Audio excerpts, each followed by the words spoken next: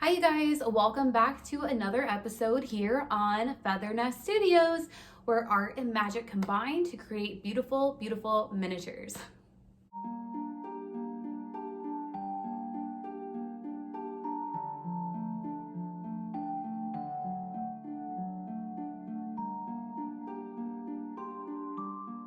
So, in today's video, I am going to be teaching you guys how to make a realistic looking light up fireplace for your project.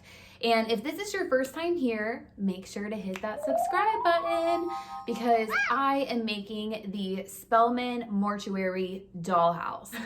And if you have seen the series, then you probably know that their house is not a typical house. It is very mystical, very whimsical, and I knew the moment I saw the show that I wanted to make this miniature. So I am going to be making the yellow brick fireplace that you see in the show. And of course, if you are making a different type of project, you can do this in any color, any shape. That is what creativity is for. You can literally design and create anything that your heart desires. So hopefully in today's video, you will learn a lot about how to create realistic bricks, how to make, a room box if you want to put a light at the top for the fireplace. And I'm just excited. So let's get crafty. So to begin your project, you're going to want to make a guess on how large you want the piece to be. And that's really up to you and the project size. So I just guessed and kept reworking it until I got a size that I liked. And for the sides, I want to mention that I did have to sand down each side so that it would be at an angle so that when it goes into the corner, it meshes with the side walls. Otherwise, when you have double thick foam board, it really sticks out. So you are going to want to have some sandpaper and just mess around with it until it fits. And then for the fireplace, I also guessed on this one. I just really played around with where I wanted to see it, and I believe I cut it about 3 inches above, or I wanted the mantle to be 3 inches above. Again, that's going to be up to you, but I did measure on each side to make sure that the opening was right in the middle for the fireplace. So I cut out a hole in this, right? So this is going to be the fireplace. And so I cut out a hole and I use the square, I cut it into triangles right here, as you can see, and I just put some cardboard on there. I'm going to be putting this on there as well, and this basically just will be make it easier for me to paint. And then once it is ready, this will go on like such. Whoops, you guys can see, and that is going to be the fireplace area, and it will hold, like I said, this little thing that you can get at the dollar store or wherever, and I drop that in. Oh. And the mechanism I used at the top is just a few popsicle sticks, and I didn't really have any real structure with them. I just kind of placed them to where it can hold the little flame at the top, and this is what it ended up looking like. Nothing fancy, it just fit. Okay guys, so check it out. So this is the setup I have behind the fireplace, and I'm gonna probably dust it just so it looks like ash. But this is to help reflect my light that's at the top, because if it's all black, it's just gonna absorb the light. This is to give it a coal effect, to look like hot coals. So I'm gonna show you guys what it looks like so you can see. So as you see, I put that on there. It shines directly on that. Put this up. And look at that. So see, it's supposed to look like coals burning at the bottom. So with the popsicle sticks, they're holding that little candle light at the top so you can access the candle light and turn it on and off without having to go inside your project. And so in order to get the piece in, I put cardboard on the back of it, and then I put wallpaper on the front. But I did paint the cardboard on the front to look like wood, and I ended up tucking the wallpaper underneath, so just like the little wood strips would show between the two walls. But you can also connect the wallpaper if you want to keep it seamless. And in order to get my wall to permanently be attached, I glued the little pieces of cardboard that look like wood onto the existing walls. And then I put some chipboard onto the fireplace to match the chipboard on the side walls. However, those are actually going to be covered up by this foam board. I decided to just use some foam board, and this is going to be the skeleton to the fireplace mantle. And these are all double thick, and my plan is to cover them with mat board, and we're going to be going into those steps in just a second. So the first thing you're going to want to do is to get your mat board, and if you haven't seen in previous videos, I highly suggest that you have just a big thing of mat board. And I went ahead and cut out what would be the sides of it, and then I just cut through the very first layer of paper on all the lines that I made. And the reason that I'm doing this is because that allows me to bend the mat board, because it's so thick that this is the only way you're really going to create a crease in your project. But it's not enough to cut all the way through. Remember, you don't want to cut all the way through. And then I just kind of compared it to the little foam piece that I had, and I just kept making cuts and changing it to make sure that it fit. And again, you do have to kind of play around with this to get it the size that you want, but finally I was happy with it because it looked like it fully completed around the little foam piece that I had. And so my next step was to create the lines for the bricks. And if you've seen my past videos, then you already know the process that I'm using to do this. And if you haven't seen them, then I highly suggest you go back and watch my last video, because I go into this in detail. But to make it quick, I'm basically lining out where I want a brick, and then I am cutting the first layer of paper off on every single one of those lines to make an actual indentation. This just adds to the believability that these are actual bricks, and it gives it some texture versus if you just painted it, where it would look like bricks, but it still wouldn't have that texture that we want and that depth of individual bricks being placed. And here is what it looks like after I'm done cutting it, and you can see the little indentions to make it look real. And then of course you want to always cover it with Mod Podge before painting, because this helps prevent warping when the wet paint touches the paper. And now I'm going to repeat that process for the mantle part of the fireplace. And once I had lined up my foam piece with the wall that I already built and found where the hole is, I went ahead and cut out the block so that we can open it. And then I cut out a piece of mat board after tracing around the foam piece that I had. So this mat piece is going to go onto the foam board, and I just glue it with some simple Elmer's glue, or tacky glue would work. You definitely want a glue that's not going to dry thick. And then for the inside of the piece, I did not cut out a square, but instead I cut it down the center so that basically I could have the inside looking like it's brick as well. And I'm hoping that makes sense. Hopefully as you're watching this, it's clicking, but if it's not, let me know below so I can help better explain to you guys the process. But of course I just matched them up, and then I cut off the extra pieces that I didn't need. And then I was ready to start beginning the process of lining it.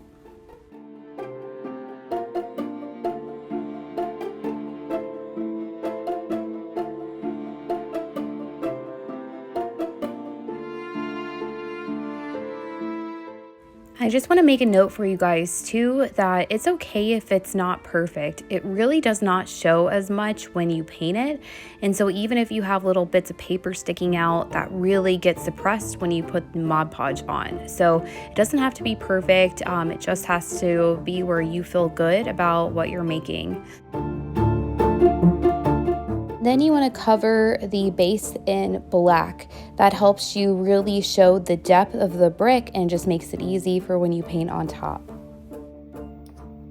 So in order to get this color, I mixed yellow, brown, and white paint, and I'm just taking my time painting each individual little square. And of course I'm gonna go back over it and get any of the spots that end up, you know, like where you can see the yellow is bleeding out into the little groves. We definitely want to keep those groves because we work so hard for them.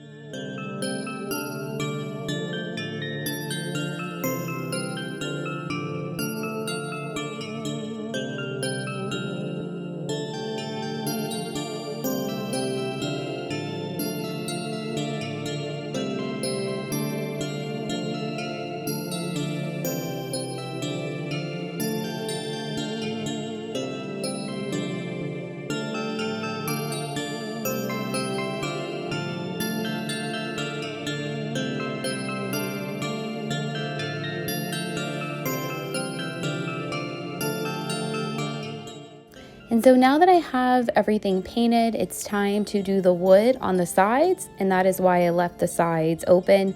But I'm just using chipboard that I have from frozen, you know, meal boxes and cereal boxes.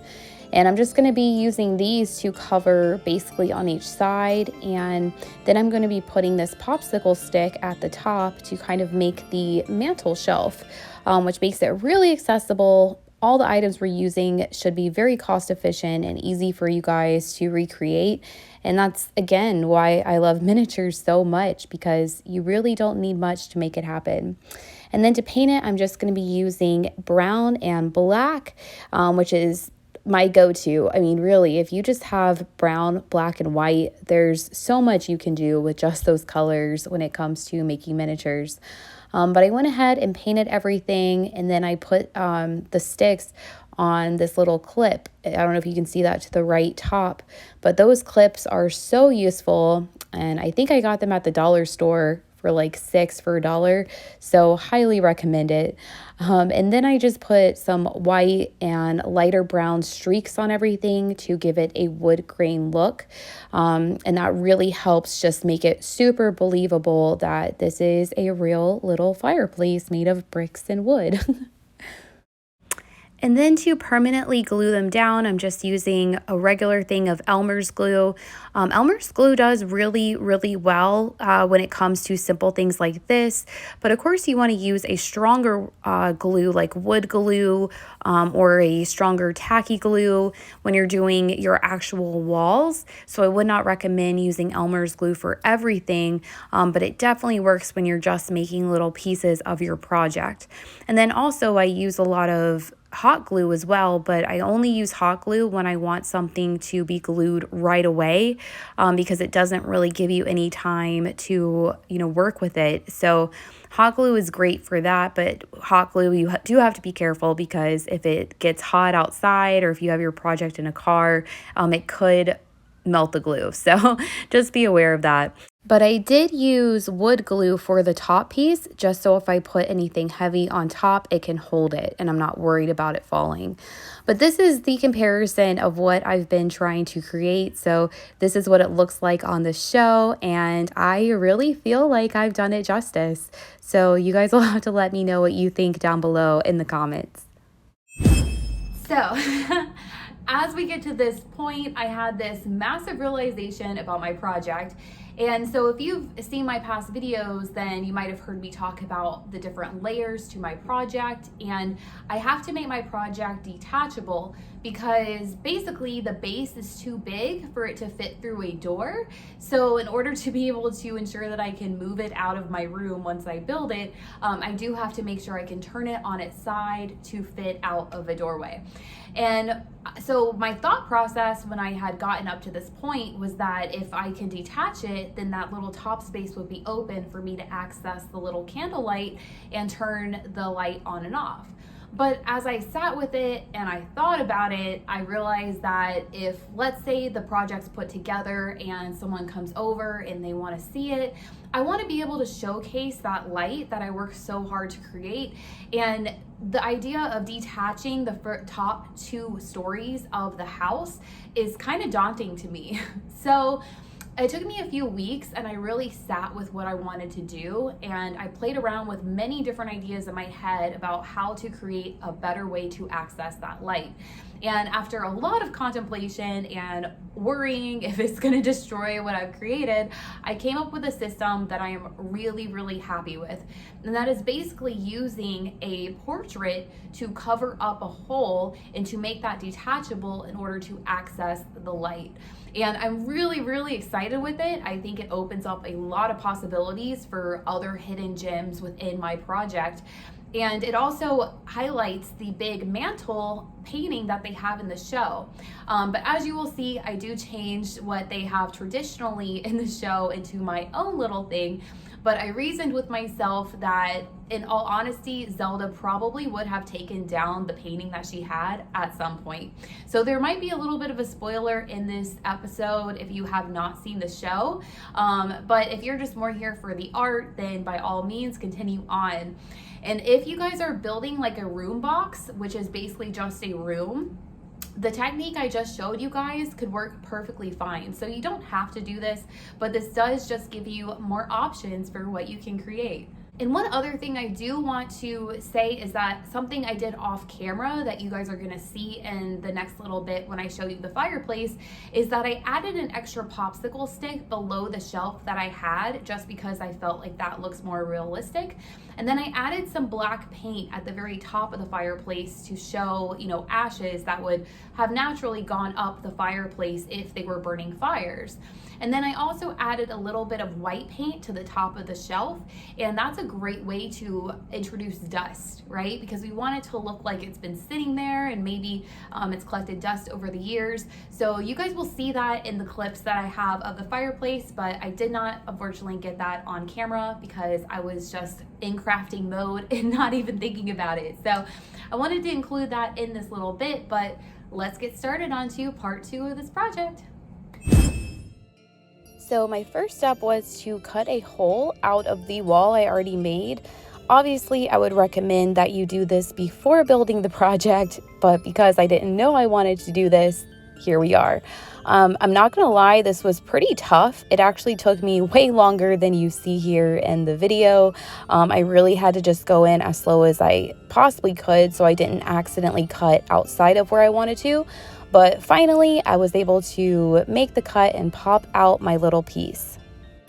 And then my next step was to take out the popsicle sticks that I had at the top and reposition them at the bottom. Again, the first time I did this and this time, I did not put in too much effort. I just really set it up to where it would hold the little light. So again, you can really mess around with it, but I found just doing one across each way and then one sticking out towards the front of the project worked sufficient enough for me. So I went ahead and glued those in with hot glue just so that they would stick right away. And if I did need to reposition them, I could easily detach them. There's my cat making a cameo in the back. And so once I had that in, I was ready to go ahead and put my little light in to make sure everything worked, and it did. And I was ready to move on to my next step. So now I'm attempting to use a technique that I learned from Bentley House Minis. And if you don't know who that is, I highly suggest you YouTube her because I have learned so much from her. But basically the technique is where you take a magnet and nails from a nail gun. And you use those as a means to attach something so that it's removable. And so now I'm using my little carving set that I got off Amazon. That's actually for pumpkin carving, but I've learned that it's really useful for little miniature stuff. And I'm carving a little hole in the top to place the tiniest magnet. I did find that the tiny magnet was actually too tiny, but it was stuck in there. So I used a larger one at the bottom. And here I am trying to pop out the magnet, but it wasn't good. It wasn't gonna move. But thankfully it still worked in the end. So for the bottom piece, I actually just carved into the foam board that I could see, and I just pushed the magnet down in there. I would say if I could redo this that I would have pushed it a little bit closer to the front so it had a stronger grasp, because it is still a little finicky, but it worked perfectly fine for this. And so now it was finally time to create my little miniature painting that's going to go on top of the hole. And basically I took a little piece of mat board and I covered it with Mod Podge first just to protect it from warping. I did that on both sides, and then I covered it with a brown and white paint, and then I decided to outline all my figures with white. And I find that helps a lot if you're not really sure how to start a painting, is to just kind of use white paint to kind of outline what it is you want to create. And that way it's really easy to cover up if you mess up, and it just kind of gives you a starting position. But my vision for this, now I could say if you aren't a painter, you can always print off an image that you find online. But my vision for this was I really wanted to create a ritual looking atmosphere that really highlighted the goddess, right? Because originally the Spellmans were Satanists or Satanists. Yeah, I guess that's how you say it. But I didn't want to create a Satan painting in my project personally, so I decided to honor their religion switch, where they stopped worshiping Satan and actually had him chained in their basement for a little bit. So, you know, there's that. But instead highlight the women, and, you know, the show is really a feminist show. So I wanted it to be all women in this and show them worshiping the moon and, you know, the maiden mother crone that they end up worshiping in the show. And so basically I just started outlining their robes, and fun enough, somebody actually sent me an image of a ritual that is actually a painting, a famous painting, and it looks very similar. I mean, not position wise, but the images look very similar, and I thought that was really cool. But I didn't have anything to go off of. I was just kind of making it up in my head. So you can really have fun with this if you want. But basically I just mixed a little bit of red, brown, and white to create different skin tones. And I wanted it to have different types of skin tones, different types of hair colors, and really make it just like colorful, and like there's a lot to look at. So I kind of just played around with it, and I didn't really have any strategy other than mixing paint and seeing what showed up on the canvas.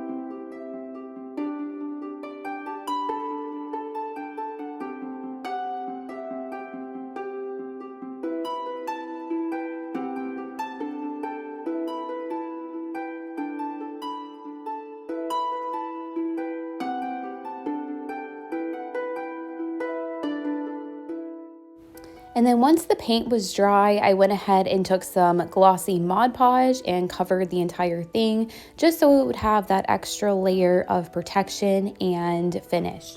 So once that was somewhat dried, as you will see in my series, I have a hard time waiting on things to dry because I just want to craft, and sometimes it gets really hard to wait. But I went ahead and cut some popsicle sticks at an angle on each side.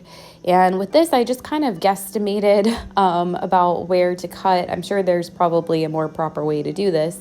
But this was actually my first picture frame I've ever made. So I think it turned out okay, but I cut the slants and then I painted them with a dark brown color. And once that was done, I actually just took some hot glue and I glued it directly to the painting. And I wanted to do hot glue just because I knew it would be quick and easy, and if something does happen where it breaks off, it's easy to fix. And in order to make sure that I lined everything up evenly, I just went ahead and put the magnet nails onto the magnet pieces and then put hot glue on them and then immediately put my painting on it. This is just a way so I don't have to worry if the magnet lines up with the nails. It assures that the magnets will line up with the nails. And thankfully, when you're using Nailgun nails, they're so long that it really gives you a lot of wiggle room with placing things. So even if it's a little crooked, it's really easy to correct it. This worked out really well. I pulled off my painting, and as you can see, the nails came with it, and it went back on like super easy. And so here is the finished project, and I'm really happy with how it turned out. And I just love the fact that I have a little hidden chamber behind my painting. I think it makes it very mystical and very Spellman-like.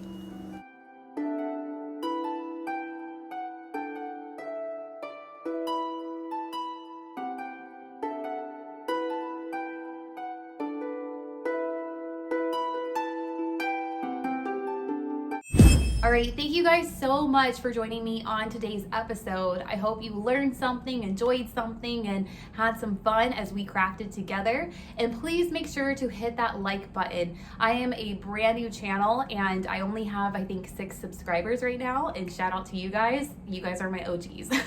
But make sure to hit that subscribe button and join us on this journey. And next week, I think it'll be next week. I don't know if I'm gonna be able to make a video every single week because there's a lot of details in these little short videos. Takes me quite a bit of time to create.